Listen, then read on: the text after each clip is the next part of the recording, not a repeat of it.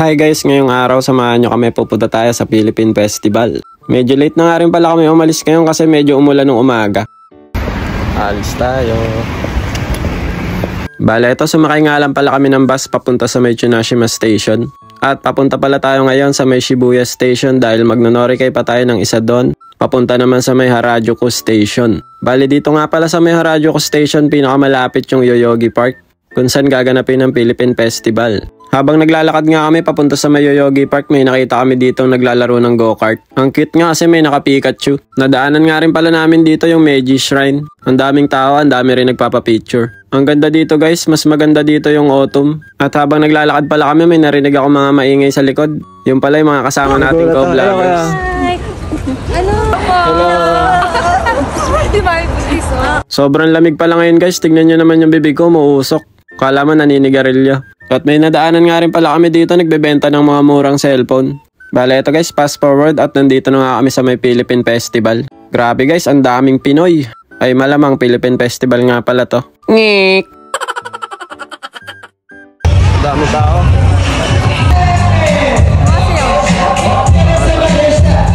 Sobrang saya dito guys kasi ang dami nagpe-perform at ang dami ring Philippine food. Ang sarap ng pagkain sa Maranata Festival guys. At lalo na dito sa may Akabani Busan. Ang sarap ng tapa nila, adobo, tocino. Nandito nga rin pala yung Anas Trading kaya lang sobrang haba ng pila sa kanila kaya hindi na namin natikman yung mga luto nila. At habang nakapila nga kami, nakita namin si Lupi dito, bibili din daw siya ng pagkain. Pagdating kasi namin dito sa Philippine Festival guys, gutom na kami. Hindi na kasi kami nakapag-almusal sa bahay, dito na kami kumain. May nabili nga rin pala kaming sapin-sapin dito.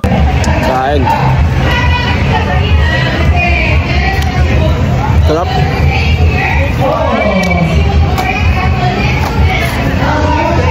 Kahit sila Mami Cherry tsaka si Seichi, gutom na eh. Lalo na si Ate Saori. Si Saori ang tinira kaagad niya yung sapin-sapin eh. Tapos ako naman guys, tinira ko yung tapa. Ang sarap ng tapa dun sa may Akabani Busan eh. Matagal na rin kasi ako hindi nakakain ng tapa guys. Kaya ito talaga yung in-order ko. Tara guys, food trip muna tayo. Palagi naman kasing itlog yung ulam natin eh. Bawi muna tayo dito sa may Philippine Festival. Ngik!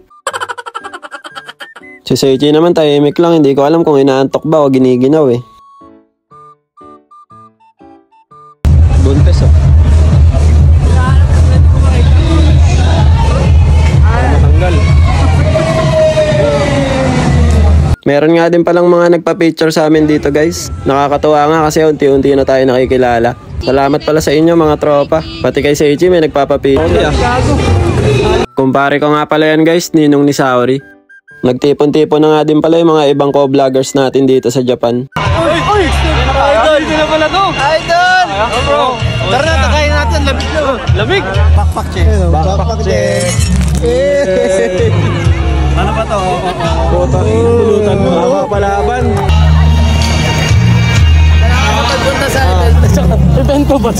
Nagdatingan na nga rin pala yung ibang mga co-vloggers natin dito sa Japan. Sila Becky Mams, sila Ate Cam's Diary, sila Ate Joy in Japan, at marami pang iba. Nandito na nga rin si Ate Rose tsaka si Kuya Ken ng RK9. Nag-picture muna nga sila dyan, minsan lang din kasi magkasama-sama.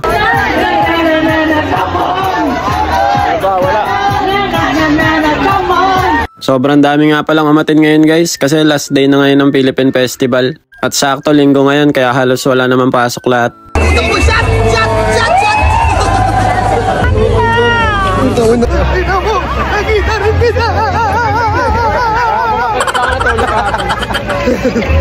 Hello po.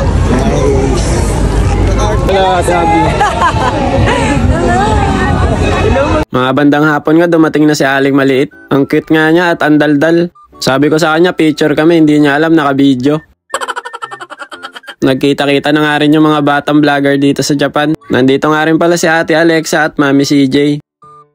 Hello po, ilang taon na po kayo? 5? Bakit ginagawa mo? Two yung isip. Ay, di na pa ka lang. Hello po. Saan yung mga kids? Ito po. Hi! Hello po. Genki. Saan si Cherry? Ayun po. Saan si Buntis? Pogi oh. Naging bakal musical ha? Na-meet nga din pala natin dito si Sir Benson. Isa nga pala siyang ALT teacher dito sa Japan guys. Ang pogi ni Kuya Benson no. Si Saori at Seichi nga guys, nagustuhan nila yung kwek-kwek. Si Idol Kajuta hindi na mapahinga. Ang dami nagpapapicture. Idol 2. Frank po, Frank in Japan. Frank in Japan. So, see you. Follow niyo si Kuya Frank. Yes po. At syempre guys, hindi mawawala yung shot puno natin dito. Niready na nga ni Boss Ken yung mga pulutan natin. At saka yung 4 kantos natin dito.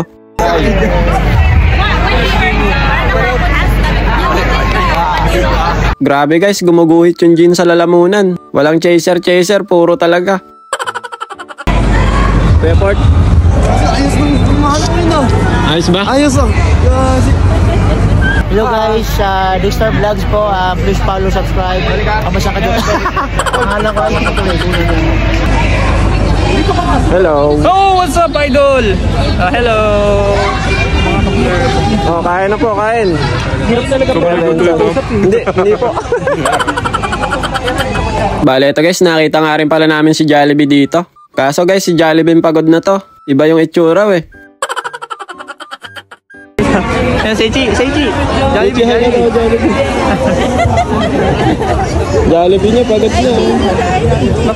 Natakot po. Nandito nga rin pala si Tekla guys. Hindi ko lang alam kung kumanta ba sila dito or nagpapatawa. Kasama namin dyan, ladies and gentlemen, welcome to Miss K.